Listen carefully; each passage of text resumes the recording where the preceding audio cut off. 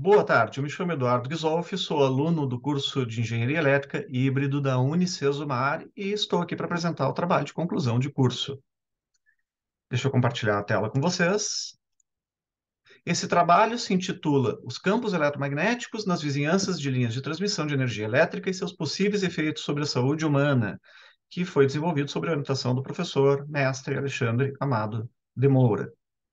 É um trabalho que fica na interface, então, das coisas que a gente atende na engenharia com um pouco de medicina e de física, o que me atraiu muito, justamente pela minha formação prévia como médico e físico, e poder fazer algo que estivesse correlacionado, então, à engenharia elétrica. Ah, a literatura nos relata um aumento na incidência de algumas doenças, e aqui vamos entender doença como oposição à saúde, em que há um estado de equilíbrio do organismo com o ambiente. Então, alterações no ambiente ou do nosso organismo, alterações nesse equilíbrio podem levar a doenças como câncer, mau funcionamento de marca-passo cardíaco, problemas de fecundidade, doenças neurodegenerativas, trabalho de parto prematuro, alterações na liberação de melatonina, que é uma substância muito importante para a regulação do sono, alterações no controle autonômico do coração e também no funcionamento de células natural killers, que são células importantes para o nosso sistema imunológico. E isso tem sido apontado, então, essas alterações, essas disfunções, como sendo mais frequentes naquelas pessoas que habitam nas vizinhanças de linhas de transmissão.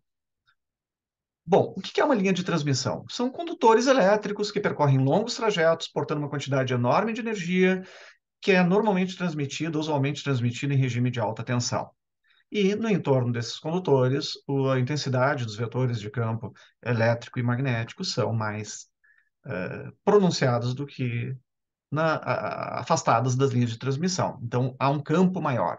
Este campo pode interagir com as nossas células, com as nossas moléculas, sim, e talvez provoque outros fenômenos que vão ser trazidos ao longo deste trabalho também com uma possível explicação para essa associação entre disfunção e exposição aos campos. Esses campos, então, eles poderiam alterar o funcionamento da replicação celular, produzindo, induzindo câncer, e também promovendo alterações metabólicas que estariam na base dessas disfunções. Esse tema se faz relevante justamente pela necessidade que a gente tem de entender melhor os efeitos sobre a saúde das radiações não ionizantes de origem eletromagnética, como é o presente caso, que está o símbolo, né, internacionalmente adotado para a radiação não ionizante. A exposição não é recente, não é um fenômeno novo, mas tem sido cada vez mais frequente, haja vista um adensamento das populações nos agrupamentos urbanos, nos aglomerados urbanos, que são ávidos por energia e precisam ter linhas de transmissão se dirigindo na sua direção para alimentar, né, as necessidades energéticas desses aglomerados, dessas cidades. Nós vamos seguir uma metodologia metanarrativa, que se trata de uma revisão semi-sistemática, onde a gente vai avaliar trabalhos científicos publicados em periódicos internacionais, em língua inglesa, e indexados na base PubMed, que é uma base muito sólida, muito confiável, na qual a gente vai usar como termos de busca Powerlines e Healthy, né? Adicionalmente, outros materiais são adicionados, né, e que são relevantes para o nosso meio, materiais fornecidos pelo Instituto Nacional do Câncer, pela Agência Regulatória de Energia Elétrica e também pelo Jus Brasil, que está vinculado ao Supremo Tribunal Federal, que foi chamado a se manifestar com relação a esse tema também há pouco tempo atrás. E o nosso objetivo é retratar o estado da arte, né, o que a gente conhece neste momento na temática escolhida. Bom, existe uma preocupação crescente com os possíveis efeitos de linhas de transmissão sobre a saúde das pessoas, né? Se trata de uma radiação de baixa frequência, aqui no espectro eletromagnético, e de baixa energia, menos do que a radiação não ionizante, mas ainda assim capaz de mobilizar átomos no entorno de moléculas, fazê-los vibrar de maneira diferente, embora não arranque elétrons propriamente das suas órbitas. Então, não é uma radiação ionizante por si mesma, né? Mas é uma radiação que pode provocar efeitos biológicos. A exposição, como eu disse, não é um fenômeno recente, mas tem ficado mais comum, e o que a gente sabe é que quanto maior a intensidade do campo externo, o campo magnético, maior as correntes que são induzidas, maiores as correntes que são induzidas no interior do corpo humano. A gente funciona também, do ponto de vista elétrico, na condução dos nervos, nos funcionamentos dos circuitos neurais, e isso sofre, sem dúvida, a influência de campo magnético. Bom, o trabalho é estruturado em quatro grandes partes, né? A primeira, a gente vai avaliar os problemas de saúde associados à presença de linhas de transmissão. No segundo, eu falo brevemente sobre as formas de modelar ou medir o campo elétrico e magnético nas adjacências das linhas de transmissão. Falamos rapidamente das hipóteses explicativas e, por fim, da legislação que existe no Brasil e dos desdobramentos jurídicos associados ao tema. Com relação aos problemas de saúde, as primeiras evidências mais fortes no Ocidente vêm da década de 70, lá do Colorado, nos Estados Unidos, onde se identificou um aumento na ocorrência, na incidência de câncer infantil, mais propriamente de leucemia, em populações expostas a instalações elétricas.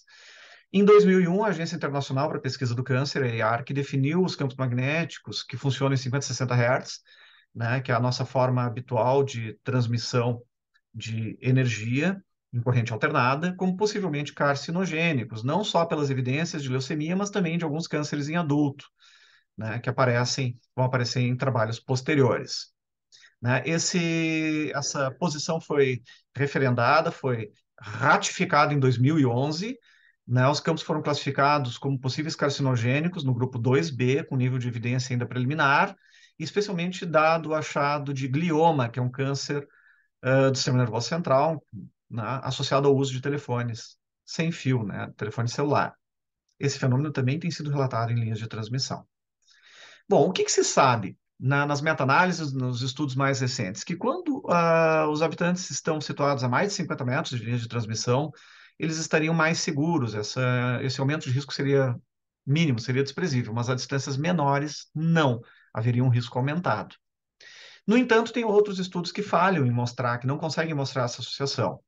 Mas vamos lembrar que ausência de evidência não significa evidência de ausência. Né? Pode ser que o estudo não tenha conseguido mostrar algo que existe na realidade, que exista na realidade. Bom, além do câncer, outras coisas aparecem, né? A indução de trabalho de parto prematuro, alterações, como eu já mencionei, na condução elétrica através do coração, na regulação autonômica do coração e também no funcionamento do sistema imunológico. Tá? Então, isso tem ficado cada vez melhor documentado nos estudos mais recentes. Há também alteração no funcionamento de dispositivos eletroeletrônicos, né, como os marcapassos cardíacos, e também parece haver a influência das linhas de transmissão sobre a taxa de fecundidade, sobre a facilidade com que as mulheres podem gerar, então, embriões, né, fetos, engravidar. Tá? Bom, um problema que percorre todo o campo aqui é o efeito nocebo. O que é o efeito nocebo? Quando a gente usa uma substância que não é para ter nenhuma ação, ela pode produzir o efeito placebo, que é o efeito terapêutico decorrente de sugestão, mas também pode produzir efeitos adversos decorrentes dessa sugestão, do fato da pessoa saber que está exposta a uma determinada substância química farmacológica. Vale a mesma coisa para outros agentes. A pessoa sabendo que está exposta a uma linha de transmissão pode apresentar até por sugestão, mais efeitos adversos. Isso é o que se conhece como efeito nocebo, ele também precisa ser considerado nesses estudos. De toda forma, o consenso na literatura é de que, apesar de uma quantidade de estudos já existir apresentando essa evidência, de toda forma, o tamanho do efeito, e o tamanho do efeito importa, ele é pequeno. Então, não é dos fatores de maior risco para o desenvolvimento de câncer aos quais a gente está exposto, tá? Isso não quer dizer que não deva ser estudado, mas é um tamanho de efeito pequeno. Quando a gente vai modelar o campo elétrico e magnético, se usam, em geral, softwares, né? Modelos que fazem simulação de carga pela lei de Biot-Savart, e isso mostra, então, campos de até 5 kV por metro em nível do solo, campos elétricos, e campos magnéticos da ordem de 15 microteslas, o que é um valor bem inferior ao que a norma preconiza como seguro.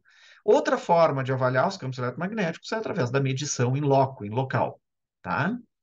Bom, quando se faz essa modelagem, essas medições em local, em geral se constata que distâncias maiores do que 30 metros de linhas de transmissão podem ser consideradas seguras. Esse é o entendimento no estado da arte neste momento. Bom, mas quais são as hipóteses explicativas, então, quando a pessoa está exposta, né, por um longo período a distâncias menores do que essa? Pois é, isso poderia se dever ao efeito direto do fluxo de campo magnético elétrico ali presente, mas tem uma hipótese concorrente ou adicional que vem tomando maior vulto, que é o fato de que as instalações que são usadas como linhas de transmissão, geram, por efeito corona, ionização do ar em algumas situações, e isso puxaria íons que já existem na natureza, incluindo alguns radionuclídeos que são de potencial carcinogênico já bem estabelecido. E também poluentes, especialmente quando estradas passam proximamente a linhas de transmissão. Da queima de combustíveis fósseis, principalmente do diesel. No entanto, são evidências ainda um tanto quanto inconclusivas, tá, pessoal? Mas cada vez mais se tem dado importância, então, para o efeito corona, para a ionização do ar e para a mudança no perfil de deposição de partículas ionizadas no entorno, nas adjacências, que funcionariam como poluentes, né, químicos, propriamente dito. Tá? Isso fica representado também nessa figurinha, e esses poluentes acabam formando aerossóis no entorno, né, nas vizinhanças das linhas de transmissão, aos quais, esse sim, as pessoas estariam expostas e teriam um efeito talvez maior do que o do próprio campo eletromagnético per se, né, de modo direto. Com relação à legislação, o que a gente sabe é que no Brasil a Lei 11.934 de 2009 é que regula a exposição, os limites de exposição humana, né, em função das linhas de transmissão. Essa lei ela é regulamentada por normativas supervenientes, como a 915 de 2021, relativamente recente da ANEEL, que inclusive aumentou os limiares considerados seguros, né, em acordo com o que é entendido pela Comissão Internacional de Proteção contra a Radiação Não Ionizante, a IARC. Tá? Isso aparece nessa resolução da ANEEL. E os limites são esses que eu transcrevi aqui no quadro por limitação de tempo, eu não vou falar de cada limite em particular, mas existem limites para campo elétrico, para campo magnético, considerando instalações de 50 e de 60 Hz e considerando o público em geral, a população e a população ocupacional, né, os trabalhadores expostos a essas linhas de transmissão. Essa situação foi levada ao Supremo Tribunal Federal em 2016 por conta de uma mobilização de associações de bairros de São Paulo, capital, que se sentiram prejudicadas pela existência de linhas de transmissão no seu entorno, mas o Supremo Tribunal Federal foi de opinião, se manifestou a favor, né, no sentido de que os estudos científicos, neste momento, não provam que a exposição humana ao campo eletromagnético esteja relacionada a maior incidência de câncer e não deu vez às demandas de limitação de exposição, então continua valendo essa exposição prevista, esses limites de exposição previstos na legislação. Em conclusão, tá, gente, as evidências são preliminares de que haja problemas de saúde associados à presença de linhas de transmissão, mas são evidências importantes. Provavelmente a correlação seja efetivamente causal, mas o tamanho de efeito é pequeno.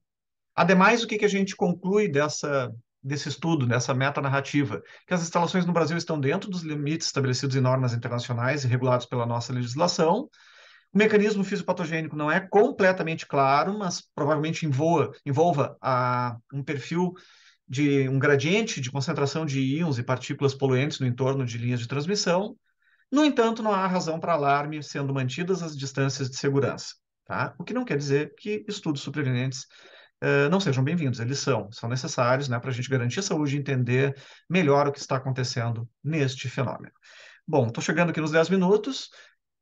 Faço uma breve referência aqui para mostrar que foram várias referências utilizadas e gostaria muito de agradecer, então, a estrutura da universidade, a possibilidade de estar aqui apresentando esse trabalho de conclusão, ao professor orientador e também aos professores que fazem parte desta banca. Meu muito obrigado, tá, pessoal? Sou realmente grato. Até mais, espero ter feito um bom trabalho aqui. Tchau, tchau.